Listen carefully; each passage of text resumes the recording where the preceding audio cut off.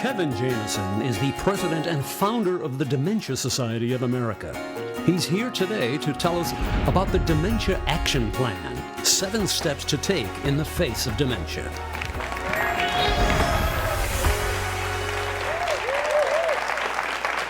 Thank you, thank you, thank you. It's great to be here. It's a great crowd. I know you've come out to learn something today, and we are going to learn something.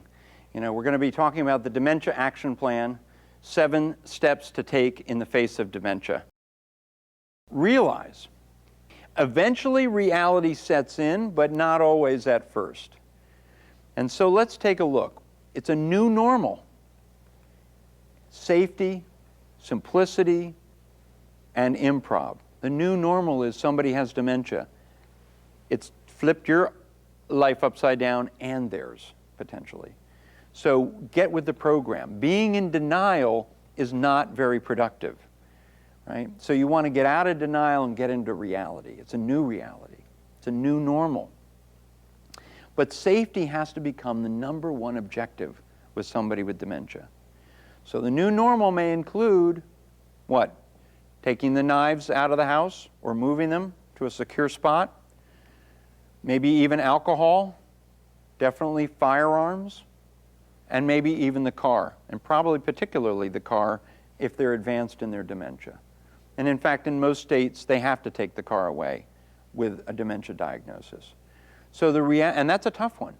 But bring your medical professionals in to help do that. Get them to say, okay, time to stop driving, because you're putting other people at risk as well as yourself.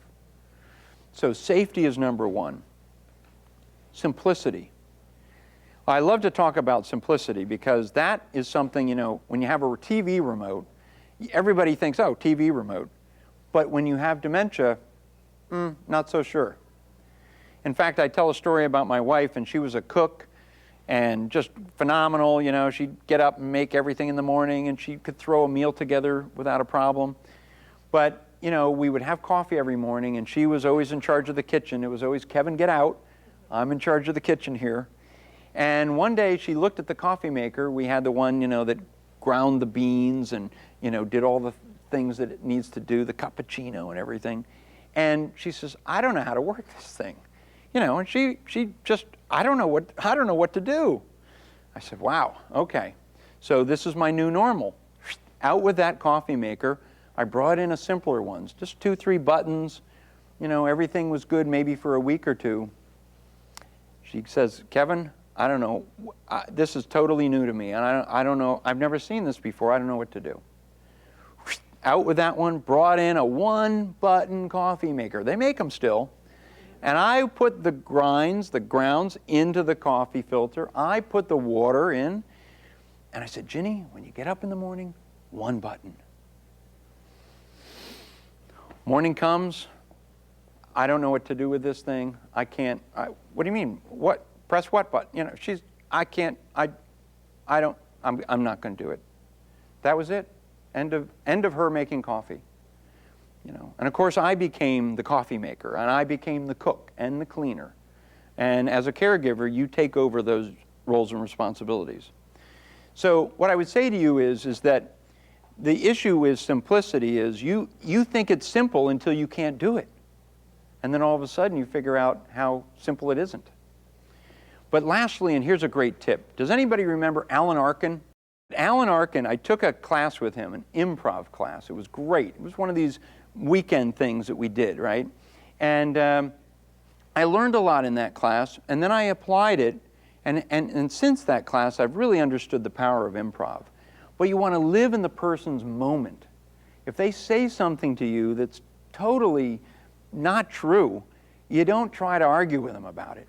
You say, oh yeah, absolutely. Such as, Mom's coming over for dinner tonight, and I want to have a nice meal for her and the rest of the family. And we know Mom passed away 10 or 20 years previously.